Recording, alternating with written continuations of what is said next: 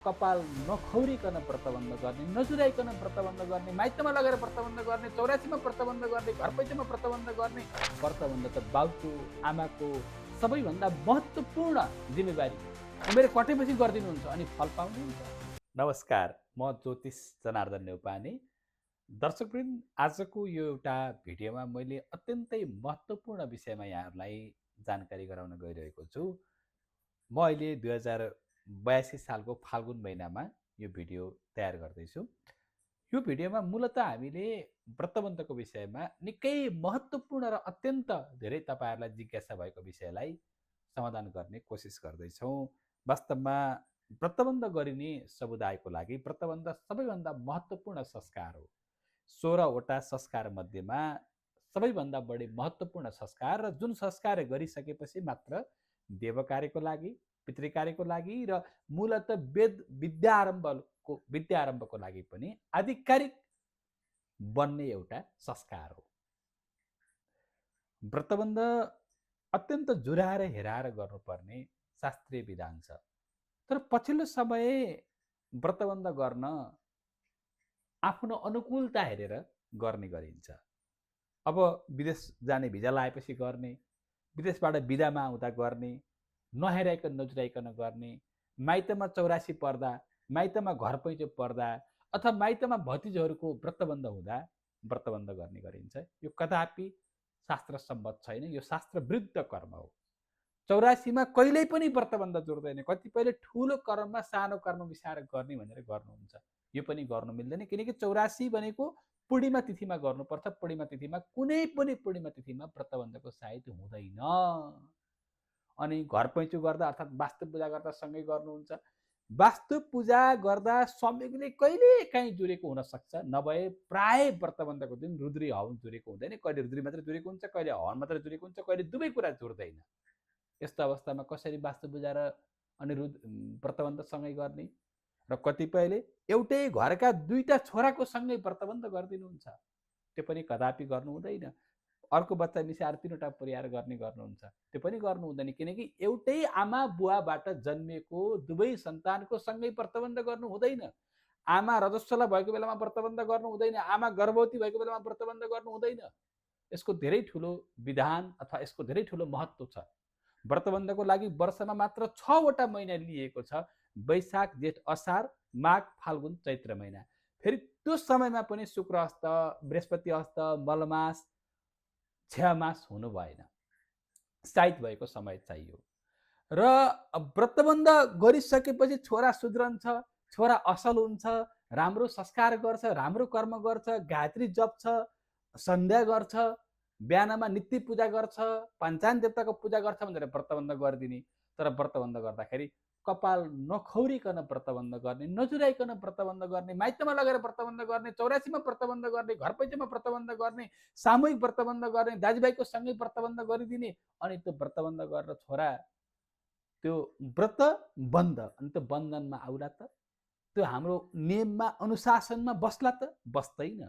किनकि एकातिर व्रतबन्ध गर्दा नै तपाईँले बिगारेर गर्नु भएको छ, अर्कोतिर उमेर 13 वर्ष कटेपछि गर्नु भएको छ, अर्कोतिर व्रतबन्ध गर्दाखेरि जुन जुन विधि परम्पराले विधि विधानसहित संस्कारसहित गर्नुपर्ने त्यो गर्नुभएको छैन, र उसले जनै पनि लगाउँदैन, गायत्री पनि जप्दैन, बिहानमा नित्य पूजापाठ पनि गर्दैन, बिहान उठेर नुहाउँदा पनि नुहाउँदैन। अनि व्रतबन्ध गरेर कसरी छोरा योग्य बन्छ, कसरी छोरा सुपुत्र बन्छ?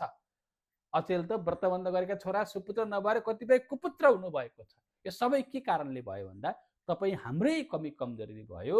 वास्तवमा विवाह त बरु कसलाई मन पराएर गर्छ, कुन जातसित गर्छ, कहाँ गएर गर्छ, कुन देशकी केटी गर्छ, कुनै ठेगान छैन। व्रतबन्ध त बाउको आमाको सबैभन्दा महत्त्वपूर्ण जिम्मेवारी हो, व्रतबन्ध गरिदिनु छोराको। किनकि व्रतबन्ध तपाईँले उमेरमा गरिदिनु हुँदैन, उमेर कटेपछि गरिदिनुहुन्छ अनि फल पाउनुहुन्छ। त्यसैले साँच्चैकै दर्शकवृन्द, यो कुरामा तपाईँहरू अत्यन्तै गम्भीर बन्नुहोला, सजग बन्नुहोला र बुझ्नुहोला। मैले आज व्रतबन्धको परिचय, कति वर्ष, के वर्ष, कुन कुन समुदाय भन्ने भन्दा पनि 2082 सालको अब फाल्गुन र चैत्रमा 5वटा साइत छन्। फागुनको 7 गते बिहिबार, 14 गते बिहिबार र 15 गते शुक्रबार, अनि चैत्र महिनाको 6 गते शुक्रबार र चैत्र महिनाको 15 गते आइतबार व्रतबन्धको साइत छ। त्यसमध्येमा कतिपयले फाल्गुनको 14 गते मृत्यु योग परेको भन्नुभएको छ। मृत्यु योग होइन, मृत्यु योगा हो। त्यो योगा पर्दैमा व्रतबन्ध छेकिँदैन, व्रतबन्ध गर्न मिल्छ। अझ एउटा महत्त्वपूर्ण कुरा यहाँहरूले व्रतबन्धको विषयमा के बुझ्नु पर्ने छ भने व्रतबन्धमा खास जोर र बिजोर वर्षको कोही कतै प्रसङ्ग छैन। व्रतबन्ध त 8 वर्षदेखि 12 वर्षभित्रमा अनिवार्य गर्नुपर्छ। केही समुदायलाई अझ केही पछाडि वर्षसम्म दिइएको छ, नभए जसले पनि 8 देखि 12 वर्षभित्रमा गर्नु अनिवार्य। यदि कुनै कारणवश छेकियो रोकियो भने 13 वर्षभित्रमा गर्नु। त्यो बिजोर वर्ष त के को लागि भने हाम्रा 16वटा संस्कार मध्येमा व्रतबन्धभन्दा अगाडि गर्ने संस्कार जुन चुडा कर्म भनिन्छ, जसलाई छेवर भनिन्छ, आमाको गर्भमा अर्थात् पेटमा रहँदाखेरि हामी जुन रौँसँगै कपालसँगै जन्मियौँ त्यो कपाललाई फेदबाटै खौरिने काट्ने संस्कारलाई चुडा कर्म संस्कार भनिन्छ, जसमा हवनदेखि लिएर विभिन्न साइत तिथि मुहुर्तहरू जुराएर गर्नुपर्ने हुन्छ। त्यसको लागि चाहिँ 3 वर्ष 5 वर्ष 7 वर्षसम्म नभए 9 वर्षमा अब पहिलोपटक कपाल काट्ने। तर यहाँ के भएको छ भने पहिलोपटक चाहिँ मा बोलाएर कपाल काट्ने, जसको कुनै शास्त्रसँग कुनै प्रसङ्गै छैन, अथवा नाउकोमा लगाएर डिजाइनले कपाल काटिदिने, कैँचीले खौरिनु पर्ने कपाल चाहिँ विधि नगरिकन संस्कार नगरिकन गर्ने। अनि फेरि व्रतबन्ध गर्दाखेरि चाहिँ बिजोर वर्ष चाहिन्छ भन्दै खोज्दै हिँड्ने, यो भ्रम हो। व्रतबन्ध त 8 वर्षमा अति राम्रो, 12 वर्षमा अति राम्रो, 9 वर्षमा 10 वर्षमा 11 वर्षमा पनि गर्न मिल्छ।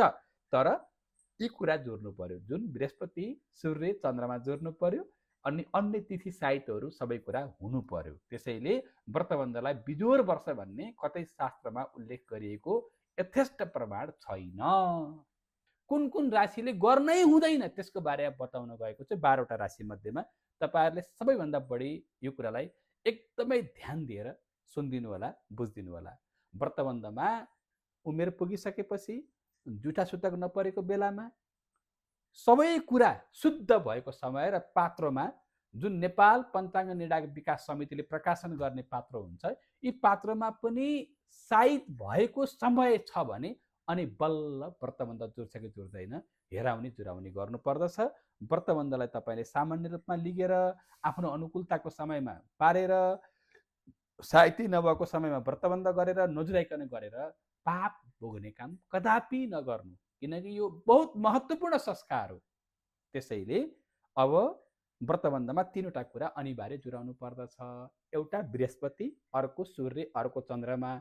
यो के हो त, कसरी जुराउने हो त भन्दा व्रतबन्ध गर्ने कुमारको आफ्नो जन्म राशिबाट बृहस्पति बसेको राशि, सूर्य बसेको राशि, चन्द्रमा बसेको राशि 4, 8, 12 पर्नु हुँदैन।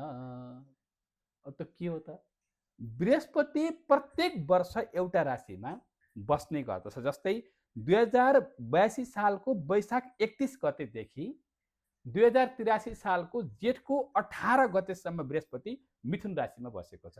हामीले पूजा गर्दा पनि सङ्कल्प गर्दा यो राशिमा बसेको बृहस्पति, यो राशिमा बसेको सूर्य, यो राशिमा बसेको चन्द्रमा भनेर सङ्कल्प गर्नुपर्छ। प्रत्येक पूजा गर्दाखेरि अनिवार्य सम्झिनुपर्छ बृहस्पति, सूर्य र चन्द्रमा, किनकि यिनीहरूको धेरै महत्त्वपूर्ण भूमिका छ। बृहस्पति भनेको देवताको गुरु हो। हामीलाई कुनै पनि शुभ कार्य गर्नको लागि बृहस्पति अनुकूल हुनुपर्छ। त्यसमा पनि व्रतबन्ध भनेको त गुरुबाट मन्त्र श्रवण गर्ने, गायत्री मन्त्र सुन्ने, त्यसपछि अन्य दीक्षा मन्त्रहरू पनि सुन्ने र शुभ कर्मको लागि, वेद आरम्भको लागि, पितृकर्मको लागि चाहिँ योग्य पात्र हुने भएको कारणले गर्दा बृहस्पति अनिवार्य जोड्नुपर्छ। बृहस्पति यो 2083 सालको जेठ 18 गतेसम्म मिथुन राशिमा छ। मिथुन राशिमा हुँदाखेरि आफ्नो जन्म राशिबाट गन्ने हो, जन्मेको महिनाबाट गन्ने होइन, बृहस्पति बसेको राशिबाट गन्ने पनि होइन। आफ्नो जन्म राशिबाट बृहस्पति बसेको राशि गन्दै जाँदा 4, 8, 12 पर्यो भने व्रतबन्ध गर्न मिल्दैन। त्यसैले यी 3टा राशिलाई यो जेठसम्म व्रतबन्ध जुरेन। अब सूर्य जुराउने कसरी? सूर्य भनेको प्रत्येक राशि, प्रत्येक महिनामा एउटा राशिमा सूर्य बस्दछ। मेष राशि, वैशाखमा सूर्य मेष राशिमा, जेठमा सूर्य वृष राशिमा, असारमा सूर्य मिथुन राशिमा, साउनमा सूर्य कर्कट राशिमा। यसरी जस्तै भर्खर माघ गयो, माघलाई किन मकर सङ्क्रान्ति भनियो, मकर सङ्क्रान्ति किन भनियो? सूर्य माघ महिनामा मकर राशिमा आउने हुँदा मकर सङ्क्रान्ति भनियो। फाल्गुन महिनामा कुन राशिमा हुन्छ? सूर्य कुम्भ राशिमा हुन्छ। चैत्रमा कुन राशिमा हुन्छ? मीन राशिमा हुन्छ। अब सूर्य बसेको राशि पनि आफ्नो राशिबाट गन्ने हो। फेरि त्यो जन्मिएको महिनाबाट गन्ने होइन। धेरैलाई भ्रम छ यो कुरा, कदापि यो कुरा नभुल्नु, यहाँहरूले सम्झिनु पर्यो। आफ्नो राशिबाट गर्नुपर्ने यो कुरा त। जस्तै मेरो कुम्भ राशि हो भने एकछिनको लागि कुम्भ राशिबाट कुम्भ, मीन, मेष, वृष, मिथुन पाँचौँ पर्यो, गर्न मिल्यो। तर मीन राशिबाट गर्नु भने के हुन्छ अब? मीन, मेष, वृष, मिथुन 4 पर्यो। अथवा यसरी गर्ने पनि भयो हेर्नु है, मीन, मेष, वृष, मिथुन, होइन? अब त्यो बृहस्पतिको लागि भयो। तर अहिले गर्नुपर्ने हामीले के को लागि हो? सूर्यको लागि। सूर्य के भयो? कुम्भ राशिमा छ। अब कुन राशिबाट गर्ने हो कुम्भ राशिलाई? एकछिनको लागि गर्नुहोस् त। अब तपाईँले वृश्चिक राशिबाट गर्नु त।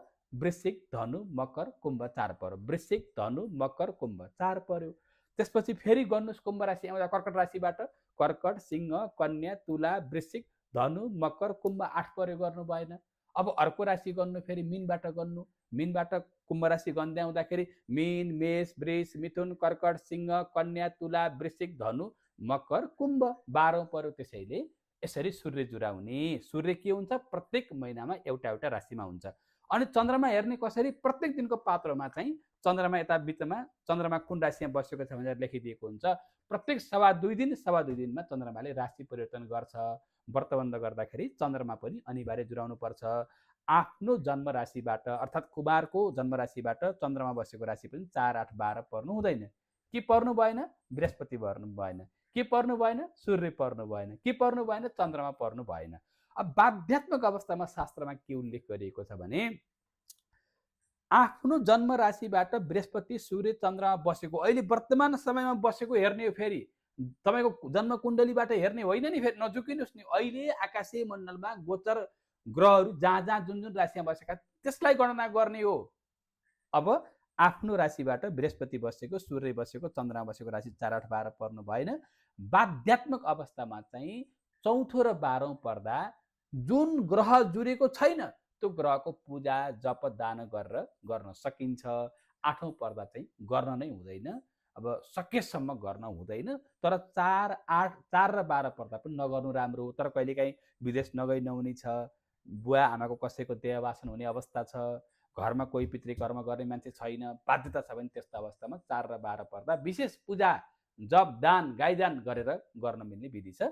मैले अब छोटोमा तपाईँहरूले यो कुरा अलि विशेष प्राविधिक कुरा भएको कारणले गर्दा सबै बुझ्न पनि कठिन छ। र अर्को कुरा, जन्मबारको दिन पनि यदि तपाईँले व्रतबन्ध सबै जुरेको छ भने कपाल काटेर व्रतबन्ध गर्न मिल्छ। कपाल नकाटिकन व्रतबन्ध गर्नै मिल्दैन। मावलामा गएर व्रतबन्ध गर्न मिल्दैन। अघि सुनिहाल्नुभयो। अब मैले फागुनमा 3टा साइट छन्। फागुनको 7 गते व्रतबन्ध गर्न नहुने राशिको बारेमा बताउँछु। अरू राशिलाई हुन्छ। तर अरू कुरा फेरि जुरेको हुनुपर्छ है। फेरि अरू कुरा भनेको फेरि कुरा परेको बेला हुनु भएन। सबै कुरा मिल्नु पर्यो। फेरि गर्नै नहुने राशि भनेको फागुन 7 गते। यो बृहस्पति मिथुन राशिमा छ, सूर्य कुम्भ राशिमा छ, चन्द्रमा कुम्भ राशिमा छ। त्यस कारणले गर्दा कर्कट, वृश्चिक र मीन राशिलाई फागुनको 7 गते व्रतबन्ध गर्न मिल्दैन। त्यस्तै गरी फागुनको 14 र 15 गते बृहस्पति मिथुन राशिमा छ, सूर्य कुम्भ राशिमा छ, चन्द्रमा मिथुन राशिमा छ। नजुने राशि कुन कुन हुन्? फागुनको 14 र 15 गते कर्कट राशिलाई, वृश्चिक राशिलाई र मीन राशिलाई व्रतबन्ध गर्न मिल्दैन। त्यस्तै गरी चैत्र महिनाको 6 गते पनि व्रतबन्धको साइत छ। मैले अघि भने चैतको 6 गते शुक्रबार परेको छ।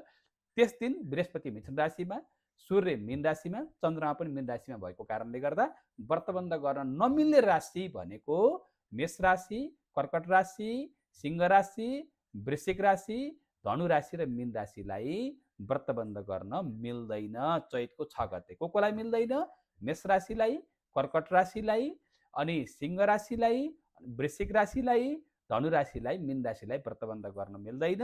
अनि चैतको 15 गते आइतबार पनि व्रतबन्धको साइत छ। 2082 सालको कुरा हो यो सबै। तपाईँहरू नझुक्किनु होला। फेरि 2082 सालको बृहस्पति 15 गते बृहस्पति मिथुन राशिमा छ, सूर्य मीन राशिमा छ, चन्द्रमा कर्कट राशिमा छ। उक्त समयमा मेष राशिलाई, कर्कट राशिलाई, सिंह राशि र वृश्चिक राशि सँगसँगै धनु राशिलाई पनि फेरि मेष, कर्कट, सिंह, वृश्चिक र धनु राशिलाई व्रतबन्ध गर्न जुर्दैन।